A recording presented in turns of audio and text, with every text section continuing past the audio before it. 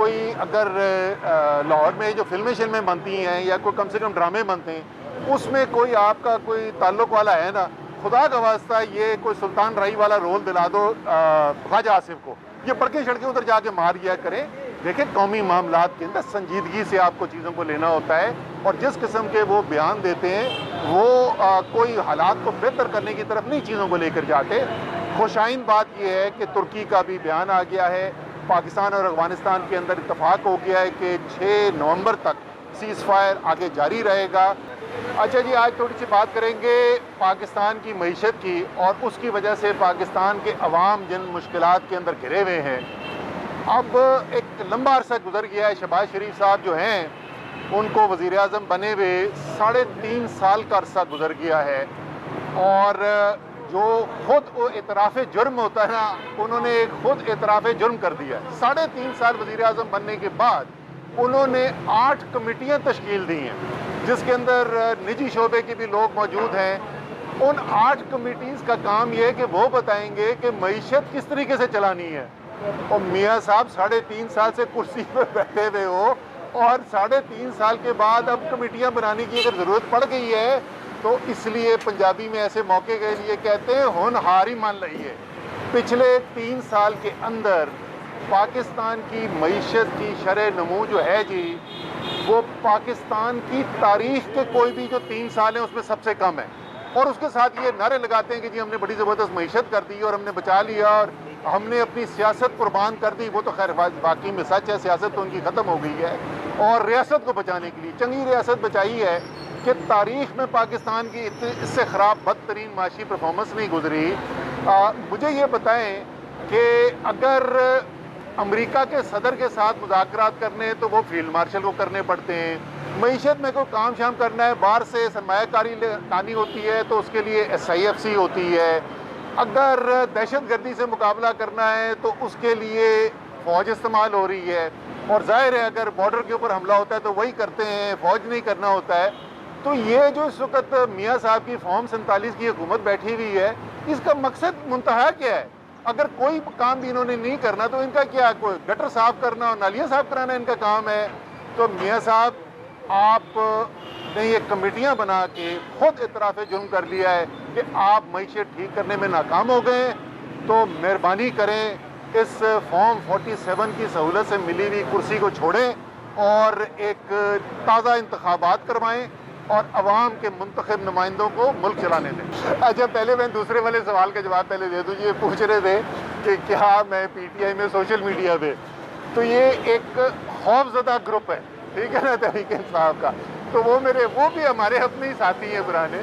تو اس خوفزدہ گروپ کو میں کہوں گا کہ بھائی جان آپ ایک کام کریں نا، یہ میرا نسخہ آزمائیں. 1 گلاس ٹھنڈا پانی پئیں، 2-3 ٹھنڈے سانس لیں، اور پھر آنکھیں بند کر کے دماغ میں بار بار بولیں اسد عمر نہیں آ رہا، اسد عمر نہیں آ رہا، اسد عمر نہیں آ رہا. انشاءاللہ آپ کو تشفی ہوگی. اچھا، دوسرا سوال جو آپ نے پوچھا تھا وہ کیا تھا جی؟ وزیر اعلیٰ KPK. دیکھیں جی، اس وقت جو پاکستان کی صورتحال ہے، جو بارڈر کے اوپر افغانستان کے ساتھ ہماری صورتحال ہے، جو دہشت گردی جس طریقے سے بڑھ گئی ہے، جس طریقے سے ہمارے فوجی، ہمارے سیکیورٹی اہلکار، پولیس والے شہید ہو رہے ہیں اس دہشت گردی کی وجہ سے، تو ایک بہت ہی حساس صورتحال ہے خیبر پختونخوا کی. وہاں پر ایک خوشائند بات ہوئی. پہلے یہ کہا جا رہا تھا کہ جی سہیل آفریدی کو جو ہے وزیر اعلیٰ نہیں بننے دیا جائے گا، لیکن اس کے بعد مینڈیٹ کا احترام کیا گیا. یہ اچھی چیز ہے، خوشائند چیز ہے. اس کے بعد یہ بھی اچھی بات ہوئی کہ خبر آئی کہ کور کمانڈر صاحب جو ہیں وہ خود گئے سہیل آفریدی سے ملنے کے لیے، ان کو مبارکباد بھی دی. یہ اچھی باتیں ہیں. وہاں پر وفاق کی، ریاست کی، خیبر پختونخوا کی حکومت کے ساتھ ایک اچھا تعلق ہو، یہ پاکستان کے حق میں ہے. بڑے بڑے عہدوں، بڑی بڑی کرسیوں پہ بیٹھے ہوئے، بلکہ آپ کہہ سکتے ہیں سب سے بڑی بڑی سیاسی کرسیوں پہ بیٹھے ہوئے، لیکن جو باقی سینکڑوں ہزاروں کی تعداد کے اندر لوگ ہیں، ان کے کرپشن کے کیسز جو ہیں اس کی نہ کوئی بات ہوتی ہے، اور وہ لوٹ کے لے گئے پاکستان کو. تو 20 سال 25 سال محنت کے باوجود پاکستان کرپشن کے خلاف اس جنگ کے اندر مکمل طور پر ناکام. اچھا سر، یہ بتا دیں کہ ترکی میں جو ہے وہ افغانستان کے ساتھ مذاکرات ناکام ہوئے ہیں. خواجہ آصف نے سخت جو ہے وہ وارننگ دی ہے. کیا سمجھتے ہیں اس طرح سے اب چلنا چاہیے؟ यार ये बताओ, ये कोई अगर लाहौर में जो फिल्में बनती हैं या कोई कम से कम ड्रामे बनते हैं, उसमें कोई आपका कोई ताल्लुक वाला है ना, खुदा का वास्ता ये कोई सुल्तान राई वाला रोल दिला दो ख्वाजा आसिफ को, ये पड़के छड़के उधर जाके मार दिया करें। देखें, कौमी मामलात के अंदर संजीदगी से आपको चीज़ों को लेना होता है, और जिस किस्म के वो बयान देते हैं वो कोई हालात को बेहतर करने की तरफ नहीं चीज़ों को लेकर जाते। खुशाइन बात यह है कि तुर्की का भी बयान आ गया है, पाकिस्तान और अफगानिस्तान के अंदर इत्तफाक हो गया है कि 6 नवंबर तक सीज़ फायर आगे जारी रहेगा। इन दोनों मुल्कों के लिए, सिर्फ पाकिस्तान के लिए नहीं, अफगानिस्तान के लिए भी इंतहाई ज़रूरी है कि पाकिस्तान और अफगानिस्तान के आपस में ताल्लुकात अच्छे हों। अगर अफगानिस्तान ये गलती करेगा कि भारत के कहने के ऊपर या उनके सहूलतकार बनने का काम करेगा, तो ये अफगानिस्तान के अवाम के साथ धोखा भी होगा और उनके लिए शदीद नुकसान का बायस भी होगा।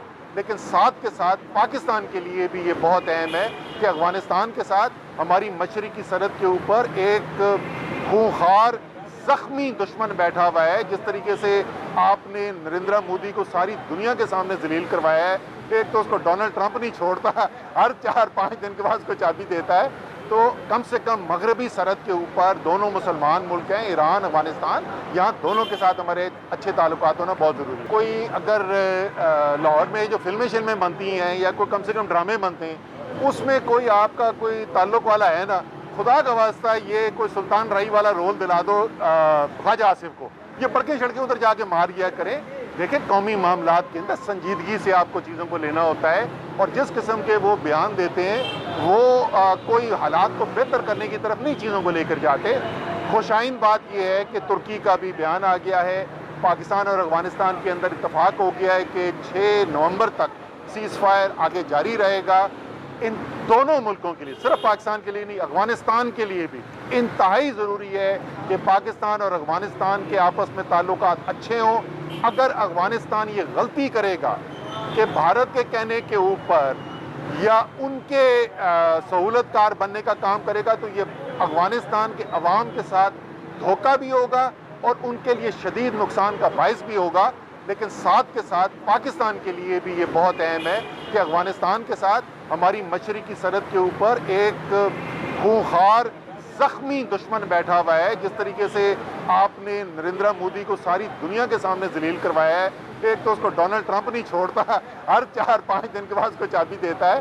तो कम से कम मगरबी सरहद के ऊपर दोनों मुसलमान मुल्क हैं, ईरान, अफगानिस्तान, यहाँ दोनों के साथ हमारे अच्छे ताल्लुकात होना बहुत ज़रूरी है। इन दोनों मुल्कों के लिए, सिर्फ पाकिस्तान के लिए नहीं, अफगानिस्तान के लिए भी इंतहाई ज़रूरी है कि पाकिस्तान और अफगानिस्तान के आपस में ताल्लुकात अच्छे हों। अगर अफगानिस्तान ये गलती करेगा कि भारत के कहने के ऊपर या उनके सहूलतकार बनने का काम करेगा, तो ये अफगानिस्तान के अवाम के साथ धोखा भी होगा और उनके लिए शदीद नुकसान का बायस भी होगा। लेकिन साथ के साथ पाकिस्तान के लिए भी ये बहुत अहम है कि अफगानिस्तान के साथ हमारी मशरकी सरहद के ऊपर एक खूंखार ज़ख्मी दुश्मन बैठा हुआ है। जिस तरीके से आपने नरेंद्र मोदी को सारी दुनिया के सामने जलील करवाया है, एक तो उसको डोनाल्ड ट्रंप नहीं छोड़ता, हर 4-5 दिन के बाद उसको चाबी देता है। तो कम से कम मगरबी सरहद के ऊपर दोनों मुसलमान मुल्क हैं, ईरान, अफगानिस्तान, यहाँ दोनों के साथ हमारे अच्छे ताल्लुकात होना बहुत ज़रूरी है।